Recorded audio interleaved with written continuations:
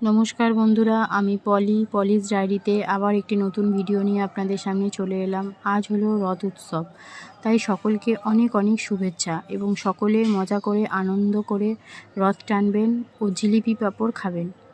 আজ সকাল থেকে বৃষ্টি পড়ছিল, তাই একটু সামান্য বৃষ্টি কমতেই আমি ছাদে চলে এলাম জামাকাপড়গুলো মেলতে। কিন্তু আকাশের মুখ কিন্তু তখনও ভার হয়েছিল, আবার কখন বৃষ্টি নামে। ঝটপট করে ঠাকুর ঘরে এসে আজকের মতো পুজোটা কমপ্লিট করে নিলাম, কারণ আজকে রথ বলে একটু তাড়াতাড়ি খাওয়া দাওয়া করে নিতে হবে, তারপর মেয়ের রথটা সাজাতে বসতে হবে।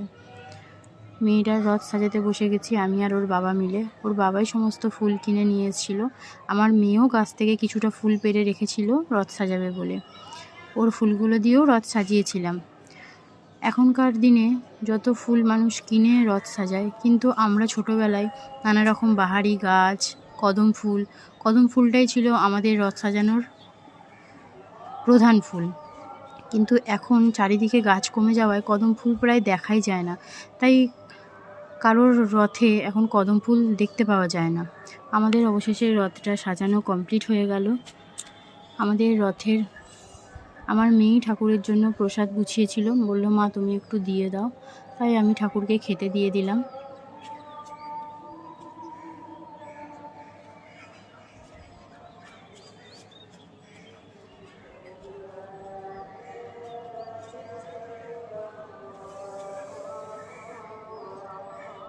তারপর সকলকে জলও দিয়ে দিলাম।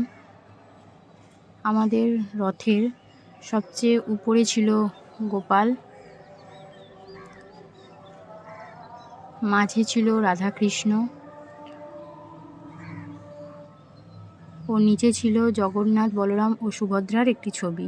তারপর একটি ধূপ দিয়ে আমি পুজো করে নিলাম। ধূপটা দেওয়ার জায়গা ছিল না, যাই হোক করে একটু কষ্ট করে দিয়ে দিলাম।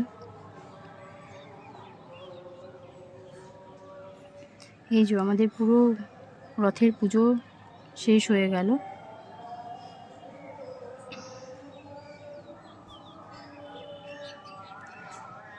এবার আমার মেয়ে সাজতে চলে গেছে, তাকে একটি জামা পরিয়ে দিলাম, ওর সাজও হয়ে গেল। তারপর আমি চলে গেলাম রেডি হতে। বললো মা তুমিও চলো আমার সাথে, বলে আমরা দুজনেই রেডি হয়ে গেলাম। এবার ও রথটাকে আমাদের বারান্দাতেই টেনে বাইরে বার করছিল।